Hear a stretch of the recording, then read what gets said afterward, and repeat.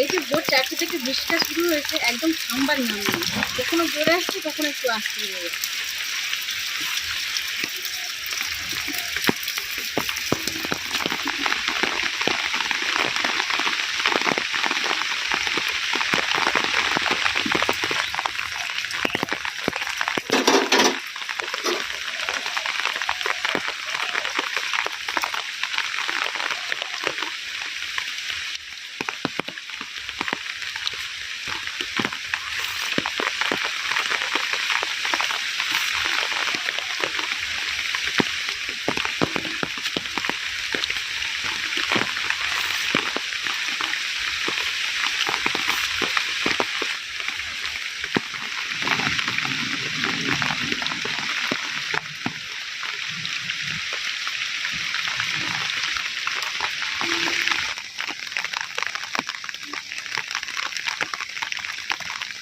যেহেতু ঝিমঝিম করে বৃষ্টি হচ্ছে, সেজন্য বেশি কিছু বানাবো না, সিম্পলের মধ্যেই রান্না করে ছেড়ে দেবো। আর বৃষ্টির জন্য না বাবু বাইরে বেরোতে পারছে না বলে একটু বায়না করছে বাইরে ঘুরতে যাওয়া, কান্নাকাটি করছে।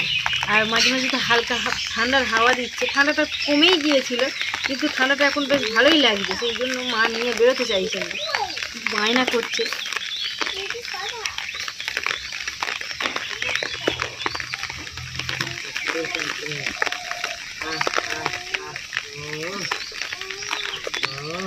প্রত্যেকটা পিস ভালোভাবে লবণ এবং হলুদ গুঁড়ো মাখিয়ে নিয়েছি, আর কড়ার মধ্যে তেল গরমও হয়ে গেছে। এবার একটা একটা করে দিয়ে দেবো।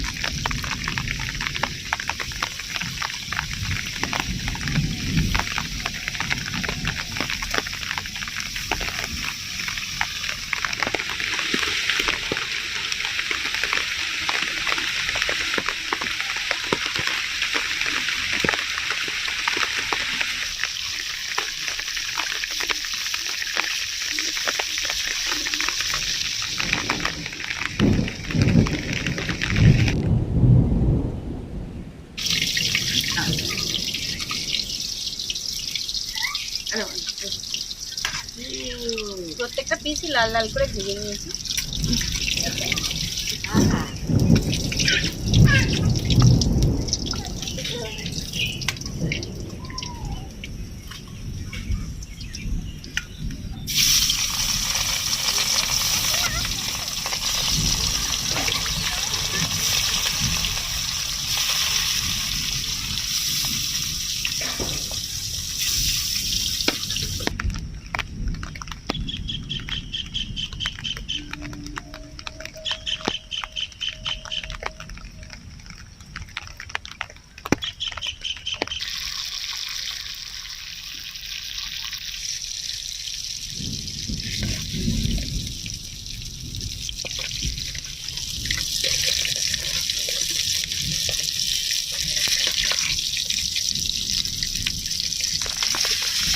বাবু কিছুতেই ঘরে থাকতে চাইছিল না, সেই জন্য মা নিয়ে চলে এসেছে। বসে আছে একটা লেবু বাজার প্যাকেট নিয়ে, আর বৃষ্টি পড়ছে, বৃষ্টির জলগুলোর দিকে দেখছে। বৃষ্টির জন্য কোথাও বেরোতে পারছে না বলে একদম বিরক্ত হচ্ছে সবসময়। এখানে নিয়ে আসতে একটু ঠিক করেছে, বৃষ্টি যখন একটু থামবো তখন তোমাকে ঘুরতে দিবে। খুব মজা, খুব মজা। হ্যাঁ, সবাই সাথে থাকতে হবে তোমার।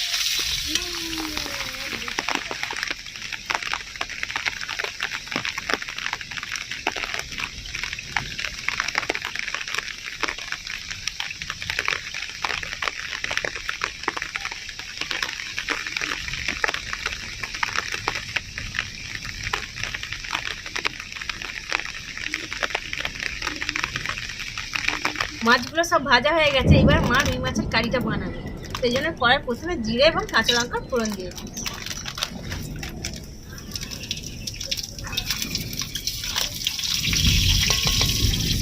আরো একটা কালো মেঘ হয়েছে, দেখো মনে হচ্ছে বৃষ্টি হবে। 3 দিন তো বৃষ্টি হওয়ার কথা আছে।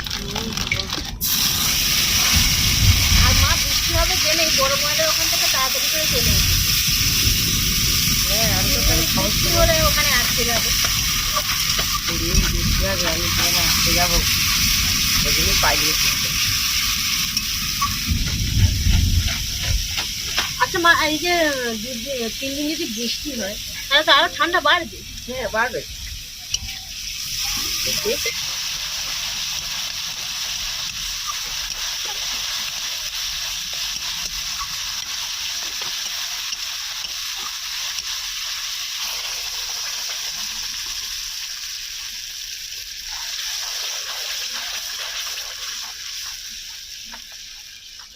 পেঁয়াজ টমেটো ওইগুলো বেটে দিলে কি হয়, রুই মাছের কারিটা আরো ভালো সুস্বাদু হয়।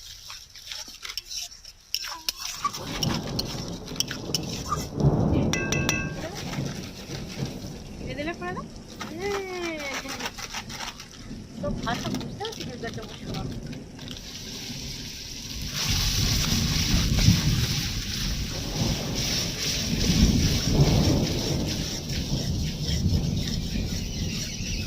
ধনে পাতা দিয়ে দিচ্ছি।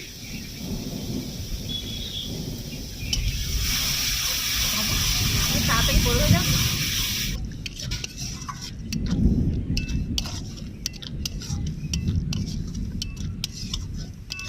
পরিমাণ মতন জল দেবো।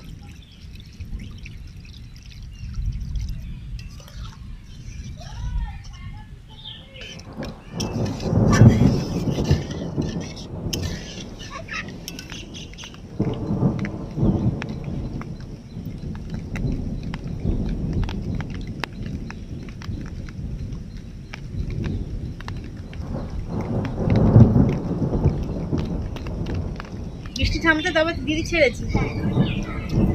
সকাল 8টার সময় পড়তে গিয়েছিল আর 10টার সময় ছেড়ে দিয়েছি, 2 ঘন্টা টাইম। এবার ভেজে রাখা মাছগুলো একটা একটা করে দিয়ে দেয়।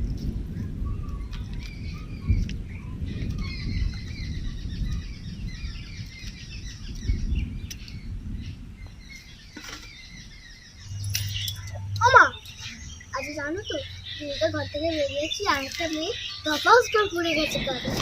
আর কি হচ্ছে, ছাতা আনে বলে আবার ছাতা নিয়ে তারা ওই জন্য পড়ে গিয়েছি। হ্যাঁ এ বাবা, হাসাহাসি করছিল। হ্যাঁ, ইস, তোমাকে ওই জন্য বললাম যে কিটো জুতোটা পরে যাবে, কিটো জুতো পরে ভালো করে তাড়াতাড়ি করতে করতে আবার জুয়া ধপাস করে পড়ে গেছে। রাস্তা স্লিপ তো, একদিনের বৃষ্টিতেই চারিদিকে কাদা হয়ে গেছে। রুই মাছের কারি বানানো কমপ্লিট, এবার একটা পাত্রের মধ্যে ঢেলে রাখা হচ্ছে।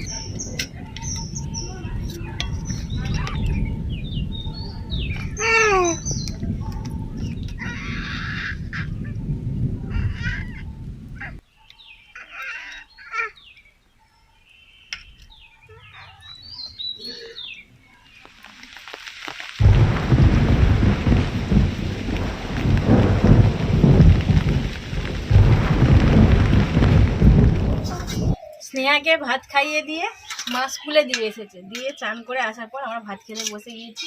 আর বাবুর জন্য যে খাবারটা বানানো হয়েছিল বাবুকেও খাইয়ে দিয়েছি।